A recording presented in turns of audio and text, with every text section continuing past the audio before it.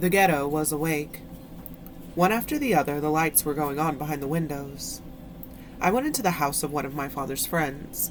I woke the head of the household, a man with a gray beard and the gaze of a dreamer. His back was hunched over from untold nights spent studying. "Get up, sir, get up! You must ready yourself for the journey. Tomorrow you will be expelled, you and your family, you and all the other Jews. Where to? Please don't ask me, sir. Don't ask questions. God alone could answer you. For heaven's sake, get up!" He had no idea what I was talking about. He probably thought I had lost my mind. "What are you saying? Get ready for the journey? What journey? Why? What is happening? Have you gone mad?" Half asleep, he was staring at me, his eyes filled with terror, as though he expected me to burst out laughing and tell him to go back to bed, to sleep, to dream, that nothing had happened. It was all in jest. My throat was dry and the words were choking me, paralyzing my lips. There was nothing else to say. At last, he understood. He got out of bed and began to dress, automatically. Then he went over to the bed where his wife lay sleeping and with infinite tenderness touched her forehead. She opened her eyes and it seemed to me that a smile crossed her lips. Then he went to wake his 2 children. They woke with a start, torn from their dreams. I fled. Time went by quickly. It was already 4 o'clock in the morning. My father was running right and left, exhausted, consoling friends, checking with the Jewish council just in case the order had been rescinded. To the last moment, people clung to hope. The women were boiling eggs, roasting meat, preparing cakes, sewing backpacks. The children were wandering about aimlessly, not knowing what to do with themselves to stay out of the way of the grown-ups. Our backyard looked like a marketplace. Valuable objects, precious rugs, silver candlesticks, Bibles, and other ritual objects were strewn over the dusty grounds, pitiful relics that seemed never to have had a home. All this under a magnificent blue sky. By 8 o'clock in the morning, weariness had settled into our veins, our limbs, our brains, like molten lead. I was in the midst of prayer when suddenly there was shouting in the streets. I quickly unwound my phylacteries and ran to the window. Hungarian police had entered the ghetto and were yelling in the street nearby. "All Jews outside! Hurry!" They were followed by Jewish police who, their voices breaking, told us, "The time has come. You must leave all this." The Hungarian police used their rifle butts, their clubs, to indiscriminately strike old men and women, children and cripples. One by one, the houses emptied and the streets filled with people carrying bundles. By 10 o'clock, everyone was outside. The police were taking roll calls, once, twice, 20 times. The heat was oppressive. Sweat streamed from people's faces and bodies. Children were crying for water. Water! There was water close by inside the houses, the backyards. But it was forbidden to break rank. "Water, Mother! I am thirsty!" Some of the Jewish police surreptitiously went to fill a few jugs. My sisters and I were still allowed to move about as we were destined for the last convoy, and so we helped as best we could. At last, at 1 o'clock in the afternoon, came the signal to leave. There was joy. Yes, joy. People must have thought there could be no greater torment in God's hell than that of being stranded here, on the sidewalk, among the bundles, in the middle of the street under the blazing sun. Anything seemed preferable to that.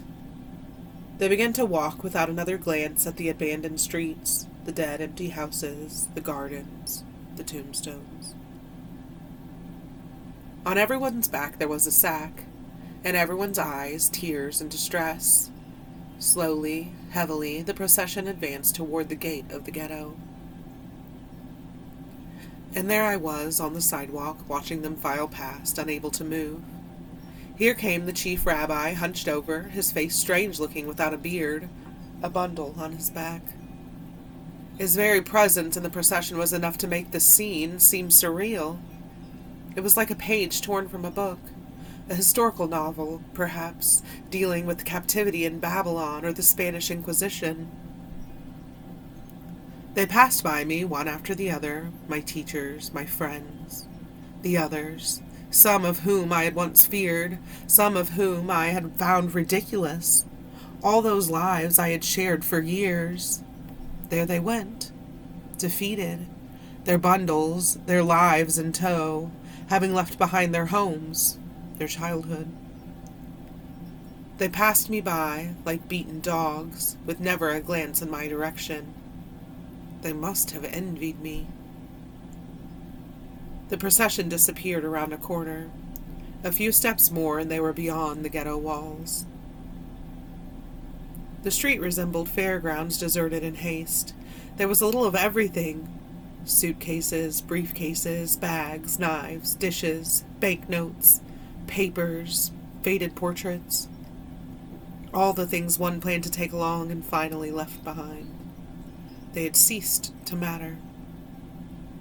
Open rooms everywhere. Gaping doors and windows looked out into the void. It all belonged to everyone since it no longer belonged to anyone. It was there for the taking. An open tomb. A summer sun. We had spent the day without food, but we were not really hungry. We were exhausted. My father had accompanied the deportees as far as the ghetto's gate. They first had been herded through the main synagogue, where they were thoroughly searched to make sure they were not carrying any gold, silver, or any other valuables. There had been incidents of hysteria and harsh blows. "When will it be our turn?" I asked my father. "The day after tomorrow, unless things work out. A miracle, perhaps." Where were the people being taken? Did anyone know yet? No, the secret was well kept. Night had fallen. That evening we went to bed early. My father said, "Sleep peacefully, children. Nothing will happen until the day after tomorrow, Tuesday."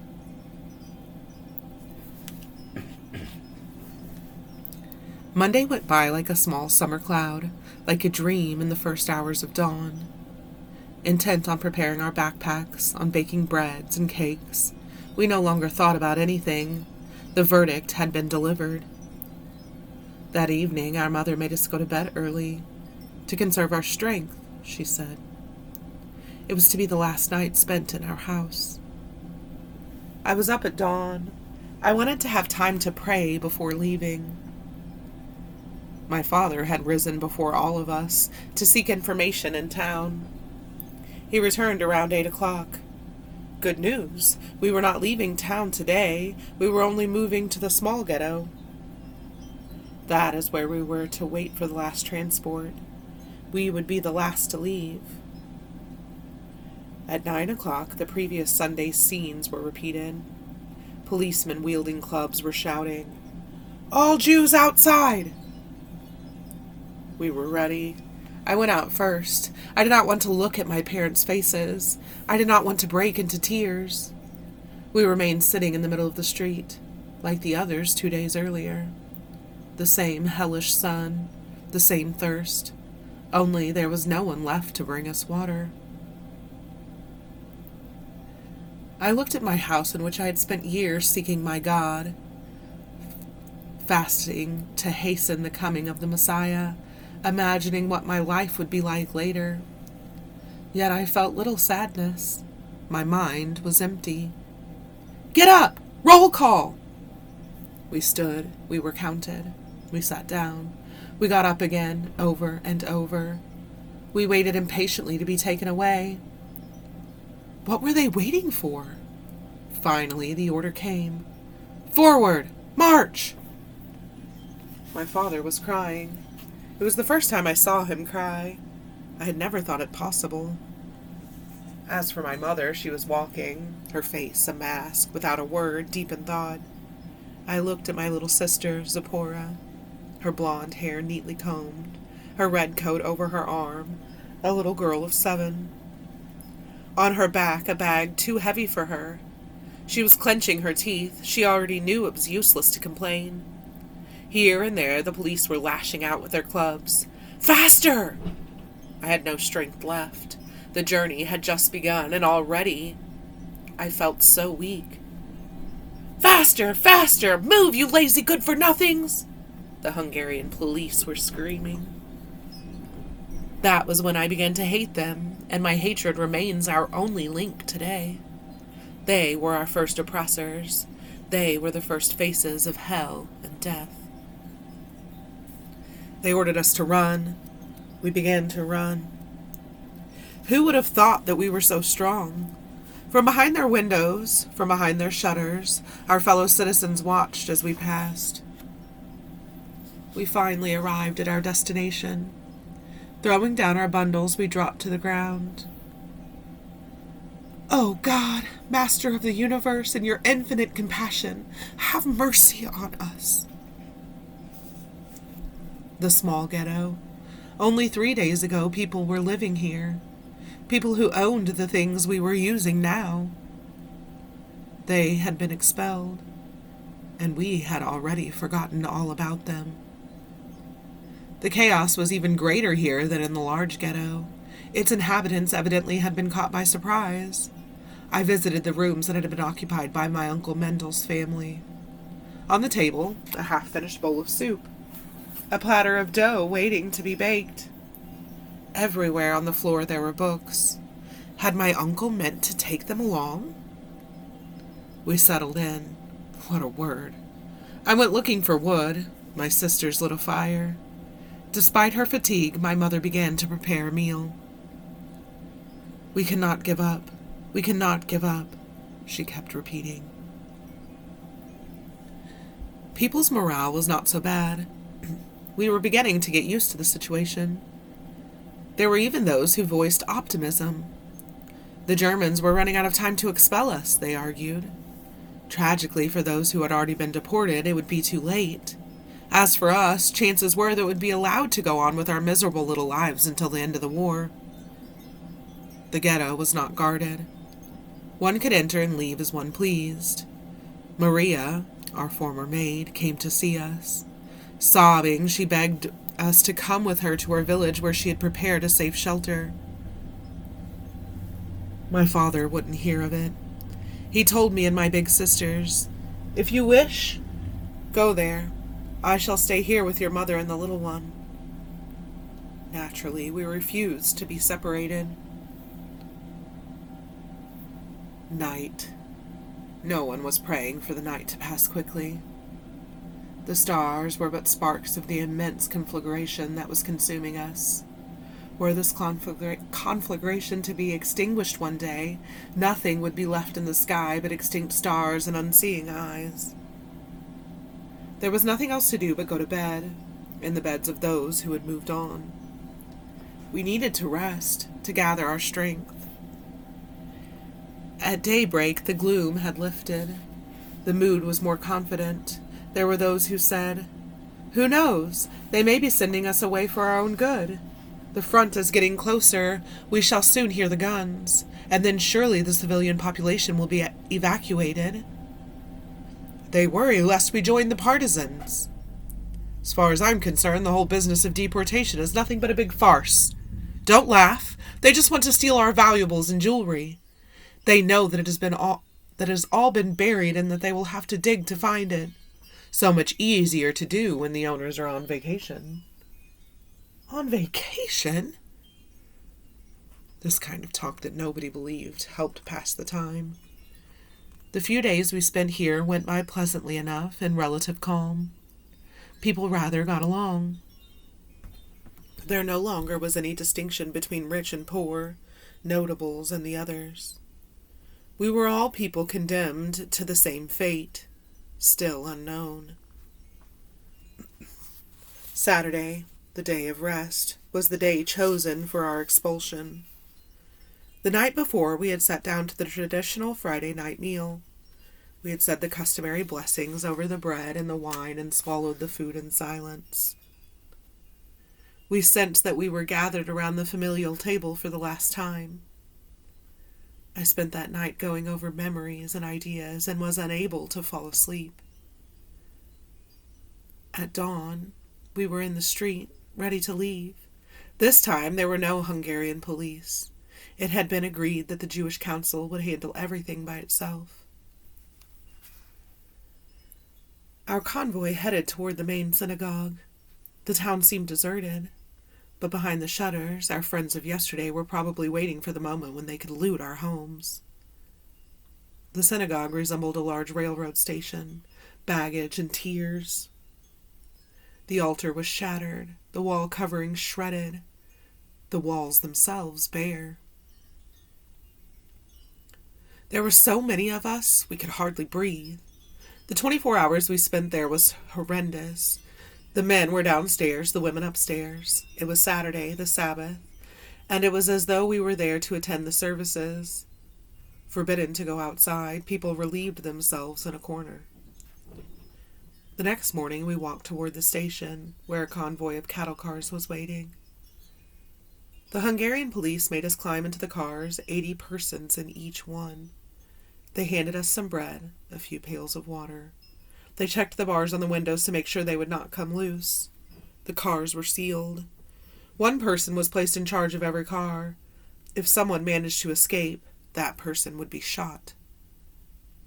2 Gestapo officers strolled down the length of the platform.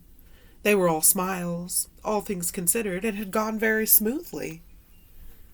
A prolonged whistle pierced the air. The wheels began to grind. We were on our way.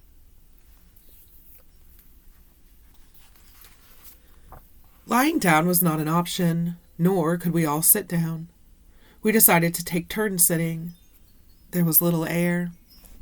The lucky ones found themselves near a window. They could watch the blooming countryside flit by. After 2 days of travel, thirst became intolerable, as did the heat. Freed of normal constraints, some of the young let go of their inhibitions and, under cover of darkness, caressed one another, without any thought of others alone in the world. The others pretended not to notice. There was still some food left, but we never ate enough to satisfy our hunger. Our principle was to economize, to save for tomorrow. Tomorrow could be worse yet. The train stopped in Kaschau, a small town on the Czechoslovakian border. We realized then that we were not staying in Hungary. Our eyes opened. Too late. The door of the car slid aside. A German officer stepped in, accompanied by a Hungarian lieutenant, acting as his interpreter. From this moment on, you are under the authority of the German army. Anyone who still owns gold, silver, or watches must hand them over now. Anyone who will be found to have any of these will be shot on the spot. Secondly, anyone who is ill should report to the hospital car. That's all. The Hungarian lieutenant went around with a basket and retrieved the last possessions from those who chose not to go on, tasting the bitterness of fear. There are 80 of you in the car, the German officer added. If anyone goes missing, you will all be shot, like dogs. The 2 disappeared. The doors clanked shut. We had fallen into the trap up to our necks. The doors were nailed, the way back irrevocably cut off. The world had become a hermetically sealed cattle car.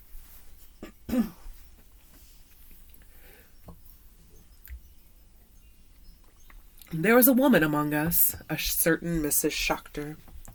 She was in her 50s, and her 10-year-old son was with her, crouched in a corner.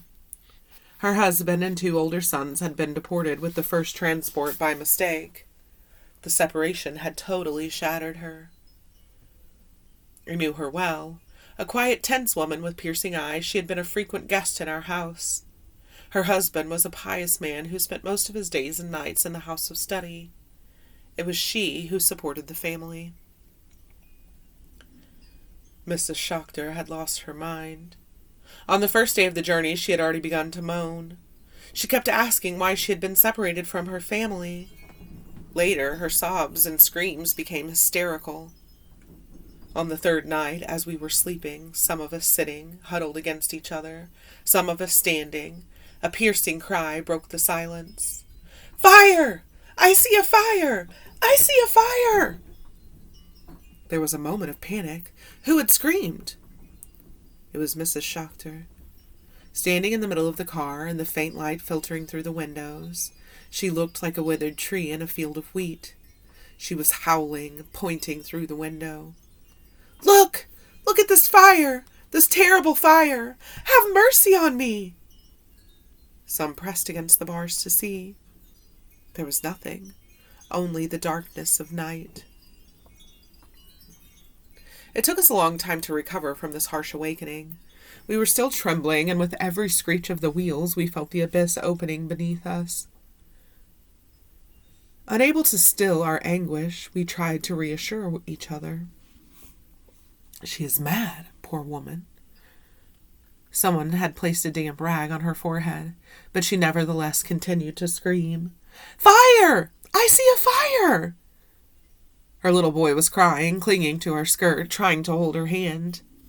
"It's nothing, Mother. There's nothing there. Please sit down." He pained me even more than did his mother's cries. Some of the women tried to calm her. "You'll see. You'll find your husband and sons again, in a few days." She continued to scream and sob fitfully. "Jews, listen to me," she cried. "I see a fire. I see flames, huge flames." It was as though she were possessed by some evil spirit. We tried to reason with her, more to calm ourselves, to catch our breath than to soothe her. "She is hallucinating because she is thirsty, poor woman. That is why she speaks of flames devouring her." But it was all in vain. Our terror could no longer be contained. Our nerves had reached a breaking point. Our very skin was aching. It was as though madness had infected all of us. We gave up. A few young men forced her to sit down, then bound and gagged her. Silence fell again. The small boy sat next to his mother, crying. I started to breathe normally again as I listened to the rhythmic pounding of the wheels on the tracks as the train raced through the night. We could begin to doze again, to rest, to dream. And so an hour or two passed. Another scream jolted us. The woman had broken free of her bonds and was shouting louder than before. "Look at the fire! Look at the flames! Flames everywhere!" Once again, the young men bound and gagged her. When they actually struck her, people shouted their approval. "Keep her quiet! Make that mad woman shut up! She's not the only one here!" She received several blows to the head, blows that could have been lethal. Her son was clinging desperately to her, not uttering a word. He was no longer crying. The night seemed endless. By daybreak, Miss Schachter had settled down. Crouching in her corner, her blank gaze fixed on some faraway place, she no longer saw us.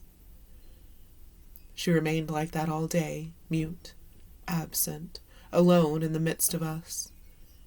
Toward evening, she began to shout again. "The fire! Over there!" She was pointing somewhere in the distance, always the same place. No one felt like beating her any more. The heat, the thirst, the stench, the lack of air were suffocating us. Yet all that was nothing compared to her screams, which tore us apart. A few more days and all of us would have started to scream. But we were pulling into a station. Someone near a window read to us, "Auschwitz." Nobody had ever heard that name. The train did not move again. The afternoon went by slowly, then the doors of the wagon slid open. 2 men were given permission to fetch water. When they came back, they told us that they had learned, in exchange for a gold watch, that this was the final destination. We were to leave the train here. There was a labor camp on the site. The conditions were good. Families would not be separated. Only the young would work in the factories. The old and the sick would find work in the fields. Confidence soared. Suddenly we felt free of the previous night's terror. We gave thanks to God. Mrs. Schachter remained huddled in her corner, mute, untouched by the optimism around her. Her little one was stroking her hand. Dusk began to fill the wagon. We ate what was left of our food. At 10 o'clock in the evening, we were all trying to find a position for a quick nap, and soon we were dozing. Suddenly, "Look at the fire! Look at the flames! Over there!" With a start, we awoke and rushed to the window yet again. We had believed her, if only for an instant, but there was nothing outside but darkness. We returned to our places, shame in our souls, but fear gnawing at us nevertheless. As she went on howling, she was struck again. Only with great difficulty did we succeed in quieting her down. The man in charge of our wagon called out to a German officer strolling down the platform, asking him to have the sick woman moved to a hospital car. "Patience," the German replied. "Patience. She'll be taken there soon." Around 11 o'clock, the train began to move again. We pressed against the windows. The convoy was rolling slowly. A quarter of an hour later, it began to slow down even more. Through the windows, we saw barbed wire. We understood that this was the camp. We had forgotten Mrs. Schuchter's existence. Suddenly, there was a terrible scream.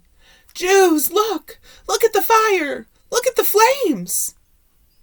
And as the train stopped, this time we saw flames rising from a tall chimney into a black sky. Mrs. Schuchter had fallen silent on her own. Mute again, indifferent, absent, she had returned to her corner. We stared at the flames in the darkness. A wretched stench floated in the air. Abruptly our doors opened. Strange-looking creatures, dressed in striped jackets and black pants, jumped into the wagon. Holding flashlights and sticks, they began to strike at us, left and right, shouting, "Everybody out! Leave everything inside! Hurry up!" We jumped out. I glanced at Mrs. Schuchter. Her little boy was still holding her hand. In front of us, those flames. In the air, the smell of burning flesh. It must have been around midnight. We had arrived in Birkenau.